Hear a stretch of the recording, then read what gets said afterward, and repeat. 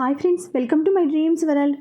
స్నేహకి ముద్దు పెట్టే లోపు ఎక్స్క్యూజ్ మీ అన్న పిలుపుకి తేరుకుని ఇద్దరు ఈ లోకంలోకి వచ్చి పక్కకి చూశారు.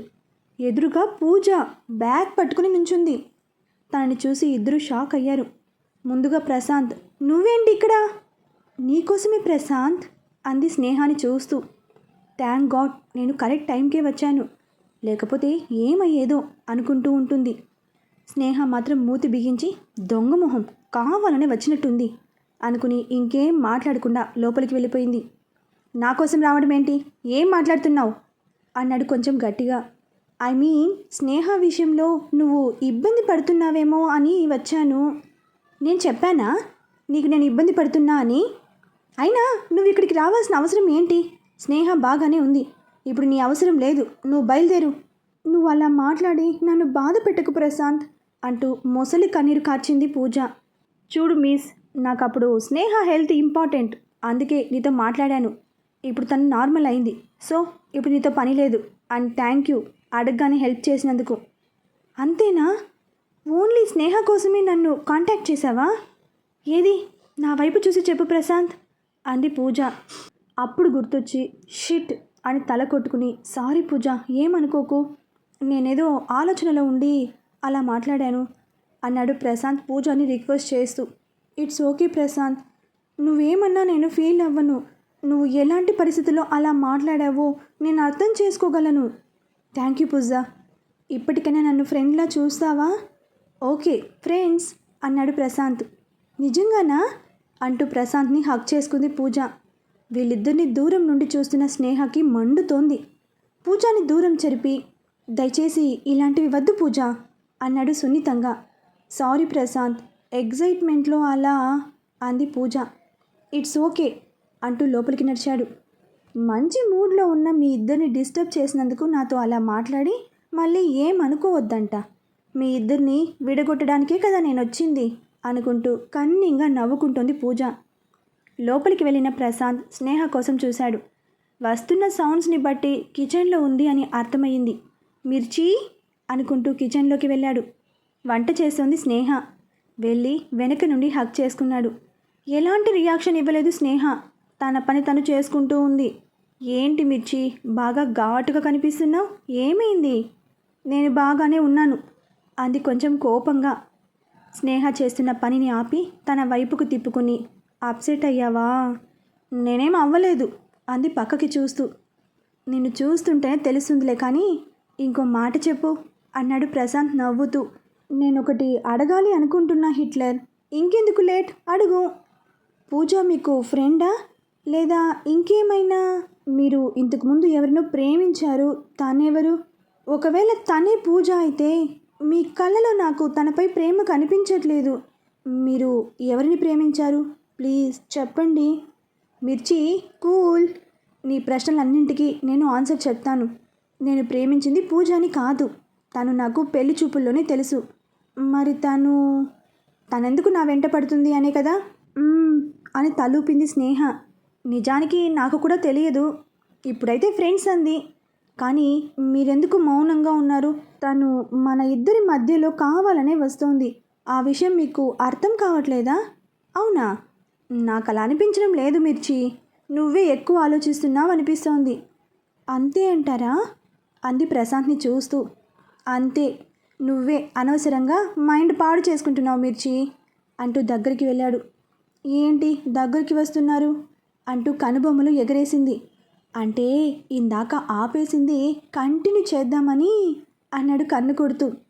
ప్రశాంత్ గుండె మీద చెయ్యి వేసి ఆపి, నా ప్రశ్నలకు పూర్తి జవాబులు ఇంకా రాలేదు అంది చిన్నగా.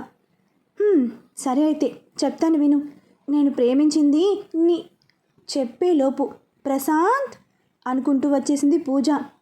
అప్పటి వరకు ప్రశాంత్ ఏం చెప్తాడా అని చూస్తున్న స్నేహ పూజ గొంతు విని ప్రశాంత్ని దూరంగా తోసింది.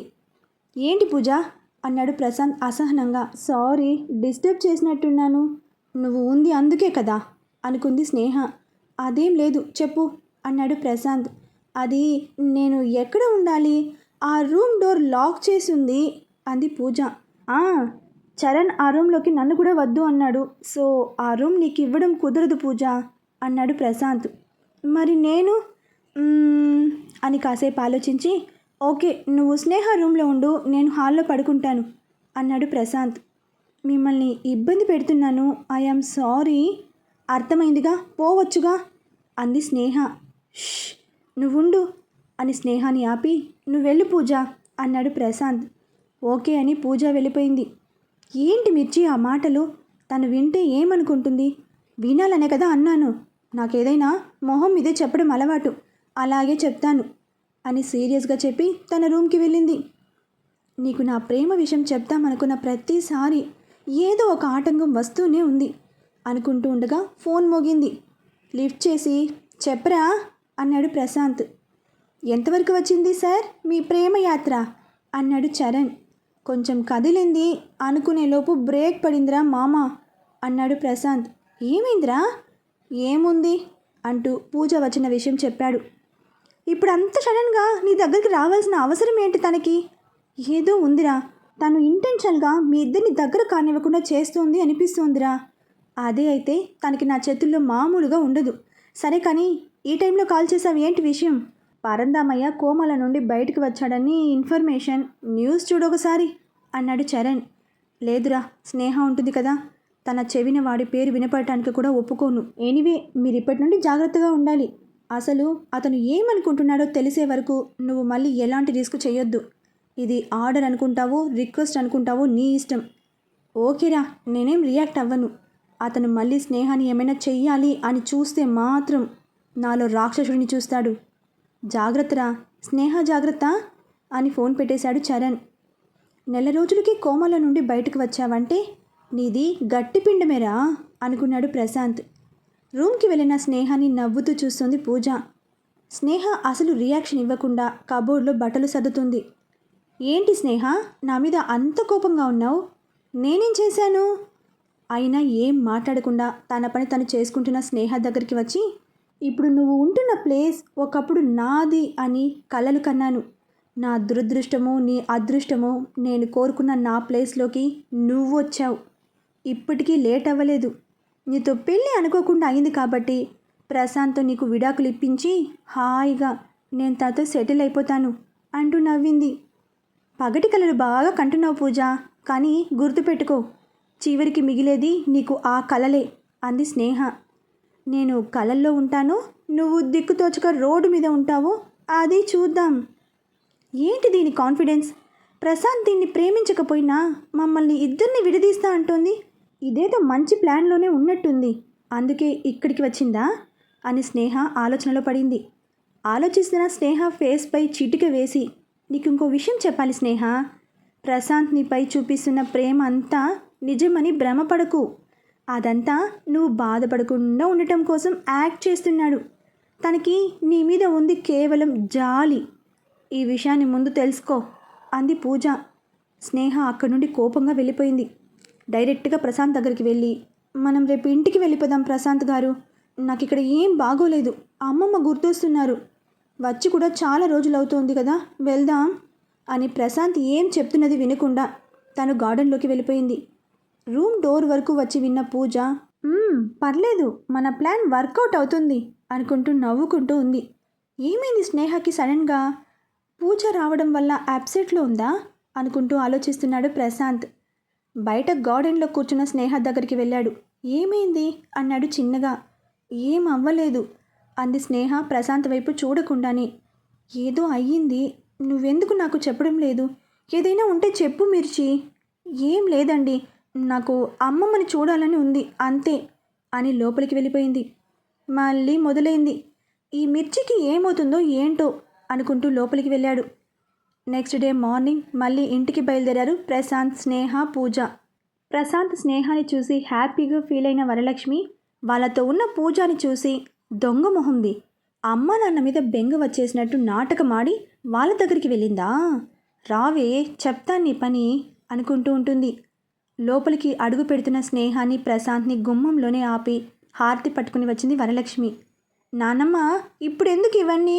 మేమేదో కొత్తగా వస్తున్నట్టు.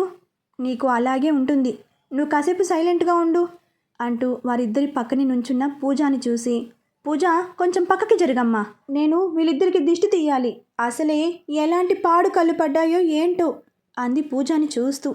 అది నిజమే అమ్మమ్మ, కొంతమంది పక్కనే ఉండి దిష్టి పెడుతూ ఉంటారు అంది స్నేహ. ప్రశాంత్ ఇవేం పట్టించుకోకుండా స్నేహ చెయ్యి పట్టుకుని లోపలికి తీసుకెళ్లాడు.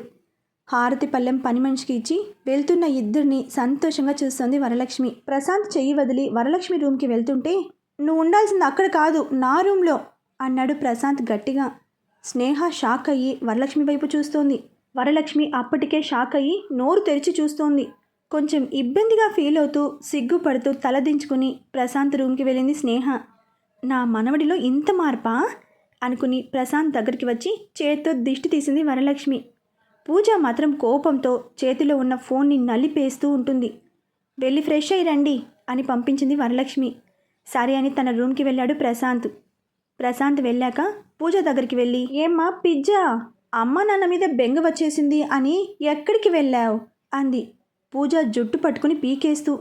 వరలక్ష్మి పట్టుని విడిపించుకుని, మీరు ఎన్ని విధాలుగా ట్రై చేసినా ప్రశాంత్ నా వాడు అవ్వడం ఖాయం, చూస్తూ ఉండండి, నోరు మూసుకుని ముందు బయటికి పోవే పిజ్జా అంటూ పూజాని బయటికి తోసి తలుపు వేసేసింది వరలక్ష్మి.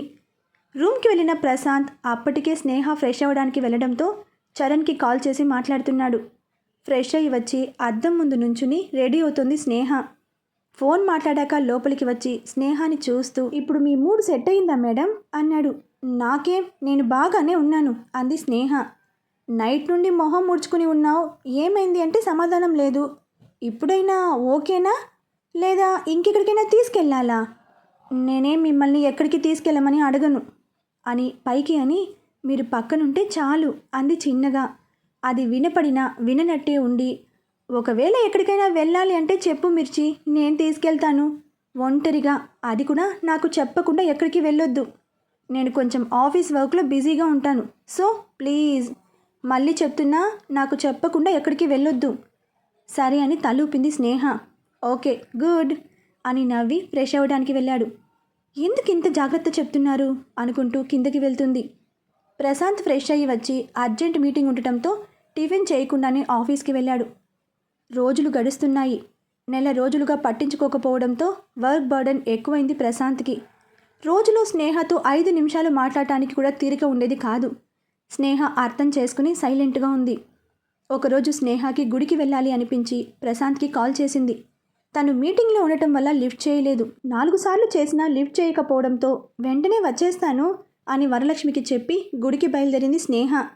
పొద్దుననగా వెళ్ళిన స్నేహ మధ్యాహ్నమైనా ఇంటికి రాకపోవడంతో కంగారుగా ప్రశాంత్కి ఫోన్ చేసింది. లిఫ్ట్ చేయలేదు.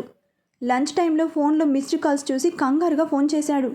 వరలక్ష్మి స్నేహ గుడికి వెళ్ళిన విషయం చెప్పి చాలాసేపు అయినా ఇంకా రాలేదు, కంగారుగా ఉంది అనడంతో, నేను చూస్తాను నానమ్మ, నువ్వు కంగారు పడకు అంటూ ఫోన్ పెట్టేసి మీటింగ్ క్యాన్సిల్ చేసి వరలక్ష్మి చెప్పిన గుడికి వెళ్ళాడు. గుడికి వెళ్ళిన ప్రశాంత్కి అక్కడ స్నేహ కనిపించకపోవడంతో ఎక్కడికి వెళ్ళిందో తెలియక తల్ల పట్టుకున్నాడు. చరణ్కి కాల్ చేయడంతో తను నేను చూసుకుంటాను అని చెప్పడంతో దారిలో ఏమైనా కనిపిస్తుందేమో అని వెతుక్కుంటూ ఇంటికి వెళ్ళాడు ప్రశాంత్. సాయంత్రం అయినా స్నేహ జాడలేదు. ప్రశాంత్కి ఒక్కో క్షణం ఒక్కో యుగంలా అనిపిస్తోంది. ఎక్కడున్నావు మిర్చి అనుకుంటూ కన్నీటితో తన్ని వెతకడానికి వెళ్ళాడు. స్నేహ కోసం వెతుకుతున్న ప్రశాంత్కి స్నేహ కనిపించక పిచ్చి పట్టేలా ఉంది. మొత్తం వెతుకుతూ ఒక దగ్గర కార్ ఆపి చరణ్కి కాల్ చేశాడు. రే, ఏమైనా తెలిసిందా? గుడి దగ్గర సీసీటీవీ ఫుటేజ్ చూసాంరా, తను గుడికి వచ్చిన అరగంటకే అక్కడి నుండి వెళ్ళిపోయింది. ఎక్కడికి వెళ్ళుంటుంది అని కార్ దిగి డోర్ గట్టిగా వేశాడు. ఆ సౌండ్ని బట్టి తను చాలా కోపంగా ఉన్నాడు అని అర్థమైంది చరణ్కి. ఏం కాదురా, తను వచ్చేస్తుంది, నువ్వు కంగారు పడుకో. కంగారు పడకుండా ఎలా ఉండనురా, అసలు తను అంటూ ఆగి, రే చరణ్, వాడేమైనా స్నేహాన్ని ప్రశాంత్ మాట పూర్తి కాకుండానే కిడ్నాప్ చేసుంటే ఈ పాటికి నీకు ఫోన్ వచ్చి ఉండేది కదా అన్నాడు చరణ్. తను కనిపించట్లేదు అన్న క్షణం నుండి ప్రాణం పోతున్నట్టుగా ఉందిరా, తనకేమైనా అయితే నేను కూడా ఉండను అన్నాడు ప్రశాంత్ వణుకుతున్న గొంతుతో. దాన్ని బట్టి తెలుస్తోంది ప్రశాంత్ స్నేహపై ప్రాణాలే పెట్టేసుకున్నాడు అని. ఏం చెప్పాలో ప్రశాంత్ని ఎలా కూల్ చేయాలో తెలియక సైలెంట్గా ఉన్నాడు చరణ్. ఇంటికి రాక గుడిలోనూ లేక ఇంకెక్కడికి వెళ్తుందిరా అనుకుని ఏదో గుర్తొచ్చి, రే నేను మళ్ళీ చేస్తాను అని ఫోన్ పెట్టేసి వెంటనే కార్ ఎక్కి, నువ్వు అక్కడే ఉంటావనుకుంటున్నా మిర్చి, ఇదే నేను చేసే ఆఖరి ప్రయత్నం అనుకుని స్టార్ట్ చేశాడు. 10 నిమిషాల్లో తను అనుకున్న ప్లేస్కి చేరుకుని కార్ దిగి తన ప్రాణమైన స్నేహ కోసం చుట్టూ చూస్తున్నాడు ప్రశాంత్. ఇంటికి తాళం వేసి ఉంది. గార్డెన్లో చూశాడు, కనిపించలేదు. మిర్చి అని అరుస్తూ ఇంటి చుట్టూ చూశాడు. స్నేహ జాడలేదు. ఎక్కడికి వెళ్ళిపోయావే? నీకోసం ఎక్కడని వెతకాలి? పిచ్చి పట్టేలా ఉంది. ఒక్కసారి కనిపించవే అనుకుంటూ ఏడుస్తూ అక్కడే కూర్చునిపోయాడు. తన బాధ చూసి ఆ దేవుడే కరిగిపోయాడేమో. వర్షం రూపంలో కురుస్తున్నాడు. లేదు, నువ్వు కావాలనైతే ఇలా చేయవు. ఖచ్చితంగా వాడ ఏదో చేసి ఉంటాడు. వాడిని ఈరోజు వదలను అంటూ ఆవేశంగా వెళ్తున్న వాడల్లా టక్కున ఆగిపోయి పక్కన చూశాడు. ఏడుస్తూ తననే చూస్తున్న స్నేహ కనిపించింది. ఆ క్షణం తనకి ఊపిరి మళ్ళీ ఆడుతూ పోతున్న ప్రాణం తిరిగి వచ్చినట్టుగా అనిపించింది. వేగంగా వెళ్ళి స్నేహాని పట్టుకుని, నువ్వు బానే ఉన్నావా అని అడిగాడు. అని తల ఊపింది స్నేహ. తన నుదుటిన ముద్దు పెట్టి గట్టిగా హక్ చేసుకున్నాడు. నేనెంత భయపడ్డానో తెలుసా? అసలు ఎక్కడికి వెళ్ళిపోయావు? స్నేహ నుండి ఎటువంటి రియాక్షన్ లేకపోవడంతో కోపంగా, నేను నిన్నే అడుగుతున్నాను, ఈ టైం వరకు ఎక్కడికి వెళ్ళావు? ఇప్పుడు ఎక్కడి నుండి వస్తున్నావు? అసలు ఇక్కడికి ఎందుకు వచ్చావు అంటూ ఆపకుండా ప్రశ్నిస్తున్న ప్రశాంత్ కళ్ళలో బాధ, కోపం చూస్తూ కన్నీళ్లతో ప్రశాంత్ని హక్ చేసుకుంది. ఏమైంది Sneha? Are you okay? Not okay Prashant గారు అంటూ తనని చుట్టేసి చిన్న పిల్లలా ఏడుస్తోంది. అసలు ఏమైంది స్నేహ? నువ్వెందుకు ఇంతలా ఏడుస్తున్నావు అన్నాడు కంగారుగా. అప్పటికి కొంచెం కూల్ అయ్యి ప్రశాంత్ని వదిలి, ఈరోజు నాన్న బర్త్డే, అందుకే నేను కొంచెం ఎమోషనల్ అయ్యాను అంది స్నేహ. ఆ విషయం నాకు పొద్దున్నే చెప్తే నీకోసం ఉండేవాడిని కదా మిర్చి. ఎందుకు ఇలా చెప్పు? నీ వల్ల మేము ఎంత కంగారు పడ్డాం అన్నాడు ప్రశాంత్ కొంచెం కూల్గా. ఐఎమ్ సారీ అంది స్నేహ తలదించుకుని. చేయాల్సింది చేసి ఇప్పుడు సారీ చెప్తే అయిపోతుందా అన్నాడు సీరియస్గా. స్నేహ ఏం మాట్లాడలేక సైలెంట్గా తల దించుకునే ఉంది. ఇంక వర్షంలో తడిచింది చాలు, పద వెళ్దాం అని ముందుకి కదిలాడు ప్రశాంత్.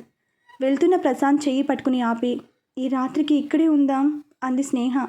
ఇక్కడ ఎలా ఉంటాం? కీ వేసింది కదా. నాకు ఇంకో దారి తెలుసు, మీరు ఒప్పుకుంటే తీసుకెళ్తాను అంది స్నేహ. చూడు, ఇప్పుడు ఈ పైపులు పట్టుకుని ఎక్కమంటే నా వల్ల కాదు, ముందే చెప్తున్నా. పైప్ ఎక్కనవసరం లేదు, కిటికీలో నుండి దూకితే చాలు అంది స్నేహ. వాట్ అన్నాడు అర్థం కానట్టు. నాతో రండి అంటూ ప్రశాంత్ చెయ్యి పట్టుకుని లాక్కెళ్ళింది. ఆ ఇంటికి వెనక వైపు నుండి ఉన్న తలుపు గడియ తీసి లోపలికి రండి అన్నట్టుగా సైగ చేసింది స్నేహ. ఏంటో నువ్వు నాతో అడ్వెంచర్స్ చేయిస్తున్నావు. ఈ టైంలో ఎవరైనా చూస్తే ఖచ్చితంగా దొంగలు అనుకుంటారు అన్నాడు ప్రశాంత్ చుట్టూ చూస్తూ. లోపలికి వెళ్ళాక ఇంకో రూమ్లోకి వెళ్ళడానికి తలుపు లోపలి నుండి లాక్ చేసి ఉండటంతో, సరిపోయింది, ఇప్పుడు ఈ వరండాలోనే తెల్లారే వరకు ఉందామా, అది కూడా తడిచిన బట్టలతో. నా వల్ల కాదు తల్లి, రా అంటూ వెళ్తున్న ప్రశాంత్ని ఆపింది. మళ్ళీ ఏంటి అన్నాడు విసుగ్గా. ఒక్క నిమిషం అని ఆ రూమ్కి ఉన్న గ్లాస్ డోర్ ఒక సైడ్కి జరిపి కిటికీ బోల్డులు తీసేసి గ్రిల్ తీసి పక్కన పెట్టింది. నోరు తెరిచి చూస్తున్నాడు ప్రశాంత్. హే, ఏంటిది? నాకు అలవాటే, ఎప్పుడైనా లేట్ నైట్ వస్తే ఇలాగే లోపలికి వెళ్ళేదాన్ని. విష్ణుగాడి ట్రైనింగ్ అంటూ వాళ్ళని తలుచుకుని వస్తున్న కన్నిటిని తుడుచుకుని లోపలికి రండి అంటూ కిటికీలో నుండి లోపలికి దూకింది. ఇల్లంతా చూస్తూ అక్కడ అమ్మ, నాన్న, విష్ణుతో ఉన్న మెమొరీస్ అన్నీ గుర్తు చేసుకుని ఏడుస్తున్న స్నేహాన్ని చూసి వెళ్ళి తన చుట్టూ చేతులు వేసి, మీ అమ్మ నాన్న ఎప్పుడు నీతోనే ఉంటారు మిర్చి. నీ ఆనందంలో నువ్వు నవ్వితేనే వాళ్ళు కూడా హ్యాపీగా ఉంటారు అన్నాడు. థ్యాంక్ యూ హిట్లర్ అని ప్రశాంత్ చుట్టూ చేతులు వేసి హక్ చేసుకుంది. బట్టలు తడిగా ఉన్నాయి స్నేహ, జలుబు చేస్తుంది, త్వరగా మార్చుకుంటే బెటర్ అన్నాడు ప్రశాంత్. అప్పుడు ప్రశాంత్ని వదిలి రండి అంటూ ఒక రూమ్కి వెళ్ళింది స్నేహ. గట్టిగా గాలి వదిలి బయట వర్షం, ఎదురుగా ప్రేమించి పెళ్లి చేసుకున్న భార్య, రొమాంటిక్ వెదర్, అన్రొమాంటిక్ పెళ్ళం. వామ్మో, పిచ్చి పిచ్చి ఆలోచనలు వచ్చేస్తున్నాయి. కంట్రోల్లో ఉండరా ప్రశాంత్ అని ఫోన్ తీసి, ఇది కూడా తడిచిపోయింది అని ఫోన్ని తుడిచి వరలక్ష్మికి, చరణ్కి ఫోన్ చేసి స్నేహ కనిపించింది అన్న విషయం చెప్పాడు. వర్షం పడుతుంది కదా నాన్నమ్మ, పొద్దున్నే వస్తాం అని వరలక్ష్మికి చెప్పి ఫోన్ పెట్టేసి స్నేహ కోసం చూశాడు. మిర్చి ఎక్కడా అన్నాడు వెతుకుతూ. వస్తున్నా అని ఒక డ్రెస్ తీసుకొచ్చి ప్రశాంత్కి ఇచ్చింది. ఇవెక్కడివి? విష్ణువి, వాడు అప్పుడప్పుడు ఇక్కడ ఉండిపోతూ ఉంటాడు, వాడి కోసం కొన్నవి, మీకు కూడా సెట్ అవుతాయి, వేసుకోండి అంది స్నేహ. థ్యాంక్ యూ అని వాటిని తీసుకుని వాష్రూమ్ అన్నాడు. ఈ రూమ్లో ఉంది, వెళ్ళండి అంటూ చేయి చూపించింది. ఓకే అని వెళ్తూ, మరి నువ్వు? నేను నా రూమ్లో ఫ్రెష్ అవుతాను. ఓకే అని చెప్పి వెళ్ళాడు. స్నేహ తన రూమ్కి వెళ్ళి ఫ్రెష్ అయ్యి కబోర్డ్ ఓపెన్ చేసి ఏం వేసుకోవాలా అని చూస్తోంది. ఈ చీర నీ కోసం కొన్నాను, ఒక్కసారి వేసుకో, ఇందులో ఒక్కసారి నిన్ను చూడాలని ఉంది అన్న లక్ష్మి మాటలు గుర్తొచ్చి దాన్ని తీసుకుని, సారీ అమ్మా, అప్పుడు మీ విలువ తెలియలేదు, అందుకే మీరేం చెప్పినా పెడచెవిన పెట్టేదాన్ని, ఇప్పుడు కావాలన్నా మీరు నాతో లేరు అంటూ అదే శారీ తీసి కట్టుకోవడానికి ట్రై చేస్తోంది. సిల్క్ శారీ కావడంతో చేతుల్లో నుండి జారిపోతోంది స్నేహకి. అసలు అమ్మ వాళ్ళు ఎలా కట్టుకుంటారో ఈ శారీస్ అనుకుంటూ ట్రై చేస్తూ ఉంటుంది. ఫ్రెష్ అయ్యి వచ్చిన ప్రశాంత్ స్నేహ ఇచ్చిన బట్టలు వేసుకుని తన కోసం చూస్తున్నాడు. ఎంతసేపటికి రాకపోవడంతో స్నేహ రూమ్ దగ్గరికి వచ్చి రూమ్ డోర్ కొట్టి వెంటనే ఓపెన్ చేశాడు. స్నేహ వెయిట్ అని చెప్పేలోపు ప్రశాంత్ డోర్ తీయడంతో సగం చీర కట్టుకుని నుంచున్న స్నేహాని చూసి సారీ అంటూ వెనక్కి తిరిగాడు. మీరు అసలు డోర్ కొట్టి 1 నిమిషం ఆగాలి అని తెలియదా, వెంటనే అలా తీసేస్తారా అంది స్నేహ కోపంగా.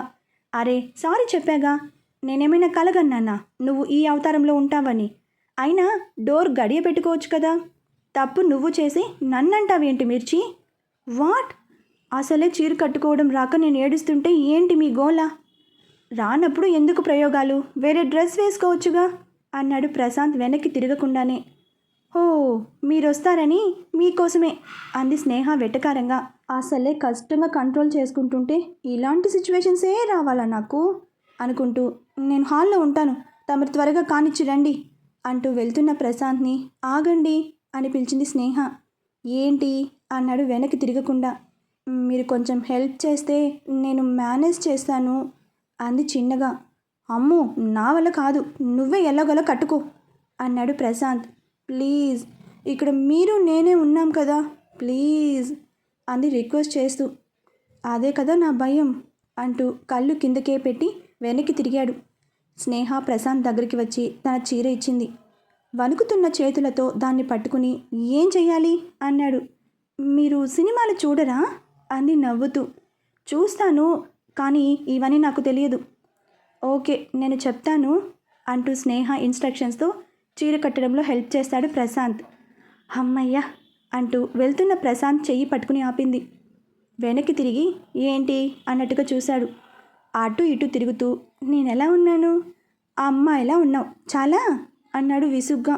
ఎందుకు అంత కోపం, ఇప్పుడు నేనేం చేశాను, ఈ కోపం నీ మీద కాదే పరిస్థితుల మీద, నిన్నిలా చూసి నేను ఎంత కంట్రోల్ చేసుకుంటున్నానో తెలుసా అనుకుంటూ, ఏం లేదు నాకు కాస్త తలనొప్పిగా ఉంది, నేను పడుకుంటాను. సరే ఇక్కడే పడుకోండి. అలాగే అని బెడ్ మీద పడుకున్నాడు. ఎంతసేపటికి నిద్ర పట్టక అటు ఇటు తిరుగుతున్నాడు. ఆకలిగా ఉంటే నిద్ర ఎలా పడుతుంది ప్రశాంత్ గారు, ఉండండి మీకోసం ఏమైనా ఉన్నాయేమో చూసి తీసుకొస్తాను. ఇక్కడేముంటాయి, ఏం వద్దులే, నువ్వు ఇక్కడే ఉండు. ఒక్క నిమిషం అండి, నా ప్రయత్నం నేను చేస్తాను అంటూ వెళ్తూ, ఒకసారి మీ ఫోన్ ఇవ్వండి అంటూ, మీరు ఇక్కడే ఉండండి నేను ఇప్పుడే వస్తాను అంటూ ఫోన్ తీసుకుని వెళ్ళింది. కాసేపటికి స్నేహ సగం తడిచిపోయి వచ్చింది. హే మిర్చి, ఏంటి ఇలా తడిచిపోయావు, అసలు ఎక్కడికి వెళ్ళావు? తన 2 చేతుల్లో ఉన్న 2 జామకాయలు చూపించి, వీటి కోసం కిచెన్లో చూశాను, ఏమీ లేవు, మీకు ఆకలిగా ఉంటుంది అని పెరట్లో ఉన్న జామ చెట్టుకి ఇవి కనిపిస్తే తెచ్చాను, తినండి అంటూ ప్రశాంత్కి ఇచ్చింది. ప్రశాంత్ అవి తీసుకుని థ్యాంక్ యూ చెప్పి, ఇలా రా అని స్నేహ చెయ్యి పట్టుకుని కూర్చోబెట్టి తడిచిపోయిన తన తల తుడవడం స్టార్ట్ చేశాడు. నేను తుడుచుకుంటాను, ముందు మీరు తినండి అంటూ ప్రశాంత్ చేతిలో టవల్ లాక్కోబోయింది. ష్ అంటూ తనే తుడుస్తున్నాడు. తననే రెప్ప వేయకుండా చూస్తున్న స్నేహాన్ని చూసి ఏమైంది అంటూ కనుబొమ్మలు ఎగరేశాడు. ఏం లేదు అంటూ ప్రశాంత్ని హగ్ చేసుకుంది. ప్రశాంత్ కూడా తన చుట్టూ చేతులేసి ఏంటి మేడం ఏమైంది అన్నాడు. నా మీద మీ ప్రేమ చూసి అంటూ ప్రశాంత్కి కనపడకుండా తన కన్నీళ్లు తుడుచుకుంది. దాన్ని వదిలి దీనికే ఇలా అయితే ఎలా, ఇంకా చాలా ఉన్నాయి అన్నాడు. అంటే అని అర్థం కానట్టు చూసింది స్నేహ. అంటే అని స్నేహ కురులు చెవి వెనక పెట్టి దోసిలిలో తన ముఖాన్ని పట్టుకుని తన కళ్ళలోకి చూస్తూ కొంచెం కొంచెంగా ముందుకు వస్తున్నాడు. అప్పటికే తడిచిపోయి ఉండటంతో స్నేహ చిన్నగా వణుకుతూ ప్రశాంత్ షర్ట్ కాలర్ గట్టిగా పట్టుకుంది. ప్రశాంత్ స్నేహ నుదుటిన బుగ్గు మీద ముద్దు పెట్టి తన కళ్ళలోకి చూశాడు. సిగ్గుతో తన కనురెప్పలు వాల్చేసింది స్నేహ. తన సిగ్గునే అంగీకారంగా భావించి స్నేహ పెదవులు అందుకున్నాడు ప్రశాంత్. తన ప్రేమని ముద్దులోనే చెప్తున్న ప్రశాంత్ షర్ట్ కాలర్ ఇంకాస్త గట్టిగా పట్టుకుంది స్నేహ. కాసేపటికి తనని వదిలి తన వైపు చూశాడు ప్రశాంత్. సిగ్గుపడుతూ ప్రశాంత్ని హగ్ చేసుకుంది. తనని ఎత్తుకుని బెడ్ వరకు తీసుకెళ్లి బెడ్ మీద పడుకోబెట్టాడు. స్నేహకి కంగారుగా అలజడిగా అనిపించడంతో అదురుతున్న గుండెను చేత్తో పట్టుకుంది. డోంట్ వరీ స్నేహ, ఇప్పుడు నేను నిన్నేం చేయను అన్నాడు ప్రశాంత్ నవ్వుతూ. నువ్వు పూర్తిగా సిద్ధపడే వరకు నేను నిన్ను ఇబ్బంది పెట్టను, ఓకేనా అన్నాడు. ఇంత అర్థం చేసుకునే హస్బెండ్ దొరికితే ఏ ఆడపిల్లైనా ఏమంటుంది? ఐ లవ్ యూ ప్రశాంత్ గారు, మీరు లేకపోతే నేను లేను అంటూ లేచి కన్నీళ్లతో ప్రశాంత్ నుదుటిన ముద్దు పెట్టి హక్ చేసుకుంది. ప్రశాంత్ స్నేహ చెంప నిమిరి ఏం ఆలోచించకుండా పడుకో అంటూ తండ్రి పడుకోపెట్టి తన పక్కన పడుకున్నాడు. ప్రశాంత్ని గట్టిగా పట్టుకుని పడుకుంది స్నేహ. పొద్దున్నుండి స్నేహాన్ని వెతికే పనిలో అలసిపోయిన ప్రశాంత్ వెంటనే నిద్రలోకి జారుకున్నాడు. ప్రశాంత్ పడుకున్నాక లేచి తనని చూస్తూ, మనిద్దరి మధ్యలోకి ఇంకొకరిని నేనెలా రానివ్వగలను ప్రశాంత్ గారు? మీకు దూరంగా నేను బ్రతకగలనా? నేను వద్దనుకున్నా మీ ప్రేమ నన్ను వదలనిస్తుందా? కానీ మీరు బాగుండాలి అంటే నేను మీకు దూరం అవ్వాలి అనుకుంటూ ప్రశాంత్ బుగ్గ మీద ముద్దు పెట్టి తనని చూస్తూ నిద్రలోకి జారుకుంది. ఈ స్నేహ ఎందుకు ఇలా అంది? చూద్దాం తర్వాతి అప్డేట్లో. బాయ్ ఫ్రెండ్స్, మరొక భాగంతో కలుసుకుందాం.